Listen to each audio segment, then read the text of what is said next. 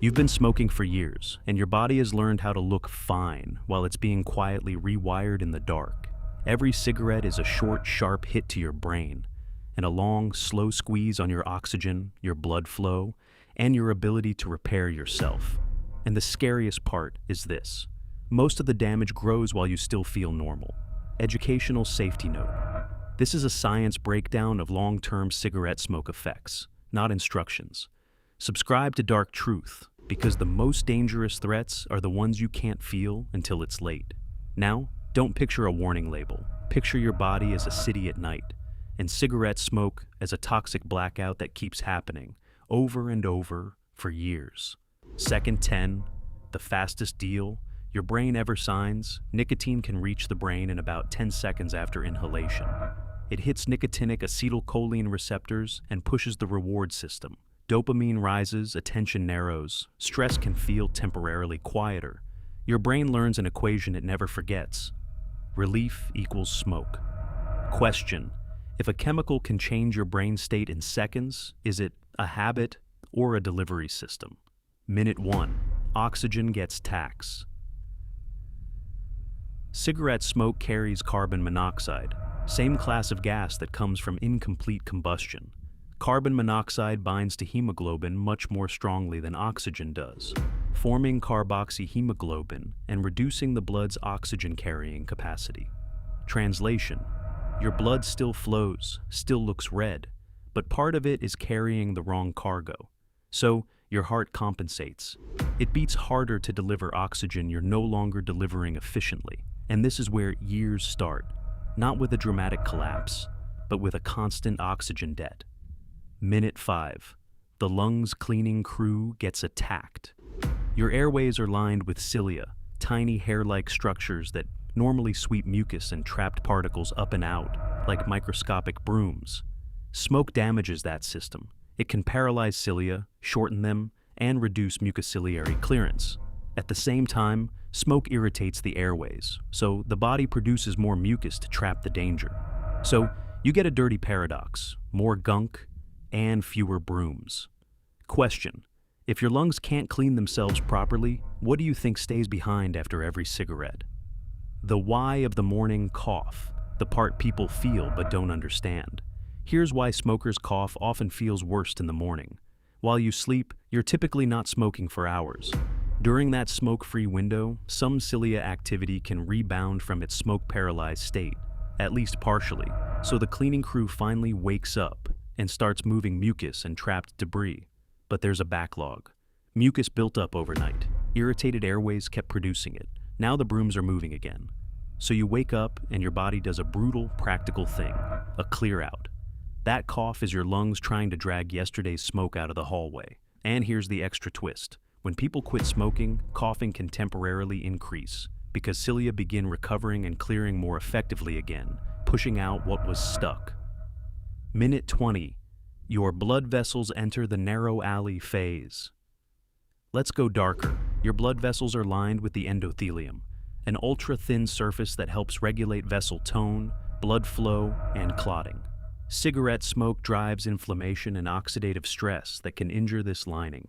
Now imagine the internal pipes of your body, your arteries and small vessels, as wide, well-lit roads. With repeated injury, they don't just narrow. They start behaving like clogged alleyways, tighter, rougher, less flexible. Blood has to push harder through a space that no longer wants to cooperate. And when vessels are irritated, platelets can become more reactive, meaning clotting becomes more likely at exactly the wrong time. The CDC is blunt about where this ends. Smoking is a major cause of cardiovascular disease and is responsible for about 1 in every 4 deaths from cardiovascular disease. Question: if a clot is the threat, would you feel it forming before it blocks a vessel feeding your heart or brain? Hours to days. Your brain stops chasing high and starts chasing normal. Nicotine levels drop relatively quickly. The brain doesn't like the drop. Receptors adapt. Baseline shifts. So the craving stops being about pleasure. It becomes about preventing discomfort, irritability, restlessness, that edgy sense that something is missing. That's not weakness, that's neuroadaptation. Now you're not smoking because you want to. You're smoking because your brain has turned the absence into a problem it demands you solve. Months. When a cold turns into a test, as cilia stay impaired and mucus stays thicker, your airways become a friendlier place for infections to linger. Irritation becomes chronic inflammation. The cough becomes less of an event and more of a background noise in your life. You start noticing it in sneaky ways. Stairs feel steeper, a run feels shorter, a cold hits harder, and doesn't leave on time. And now the mid-script twist, the counterintuitive truth that feels like a horror trick. But it's real science. Mid-script twist. A comforting number can lie. Standard pulse oximeters estimate oxygen saturation using light absorption. But in the presence of carbon monoxide, pulse oximetry can read falsely high because it can't reliably distinguish oxyhemoglobin from carboxyhemoglobin. So you can look well oxygenated on a fingertip device. While your blood is carrying less usable oxygen than you think, that's the dark truth version of smoking, damage hiding behind a normal-looking number. Question: if a basic monitor can be fooled by carbon monoxide, what else in your body could be struggling while you're being told you're fine? Years. The slow probability machine. Now, we get to the heavy part, but we're not going to do it like a textbook. The CDC notes cigarette smoke contains more than 7,000 chemicals, and at least 69 can cause cancer. These chemicals don't need permission to travel. They enter the bloodstream and circulate throughout the body. Cancer isn't a single switch. It's probability, built from repeated DNA damage, repeated inflammation, and repeated repair under stress. Smoke can damage DNA. It can also weaken immune defenses that normally help eliminate abnormal cells. Over years, that's how risk becomes reality for some people. And it's not just lungs. Smoking can cause cancer almost anywhere in the body. Question: if the same smoke chemicals reach your bloodstream, why would only one organ be at risk? If you've been around a long-term smoker, what showed up first in real life? A, the morning cough? Or B, the getting winded on stairs moment? Drop your answer A or B in the comments. The visual comparison: two twins, one choice. Now, imagine two twins, same genetics, same childhood, same job stress, same diet, close enough to be fair. One smokes for years, the other doesn't. At first, you might not notice anything dramatic. That's the trap. Then small differences stack. Skin. Studies link smoking to premature skin aging, partly because smoke increases oxidative stress and drives processes that break down collagen and elastic fibers. Over time, the skin can become less elastic, more lined, more tired-looking, even when sleep and skincare are the same. Healing. Reduced blood flow and lower oxygen delivery can mean slower healing and higher complication risk after injuries or surgeries. It's not guaranteed, but the biology tilts against repair. Gums and teeth.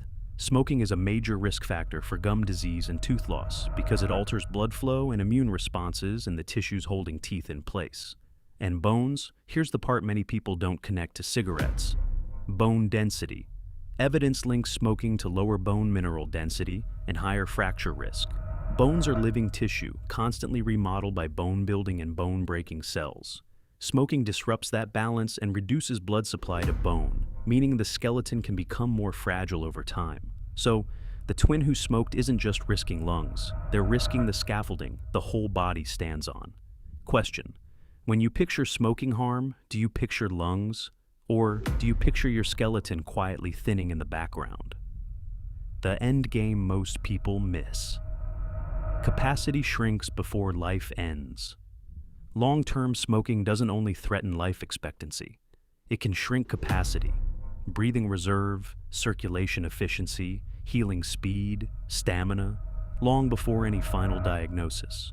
That's why it feels unfair. You can function while the damage grows. You can work, laugh, travel, while your body is spending more energy just to stay even. And if you're thinking, okay, but what if I stop after years? Quitting lowers risk for many smoking-related outcomes and reduces ongoing exposure to the chemicals that drive damage. But timelines vary, and some damage can be permanent. COPD can be lifelong. Cancer risk can remain elevated for years. Vascular injury can leave scars. So the truth isn't a miracle story or a doom story. It's a mechanic story. Smoke in, damage repeats. Repair struggles, risk rises. Final questions. If your future self could send you one message, would it be about the breath you can't refill, the artery you can't reopen, or the cell mutation your immune system didn't catch in time? Because cigarette smoking doesn't usually take everything at once. It takes it in fractions, quietly, year after year. Tap and subscribe to the channel for more such interesting videos.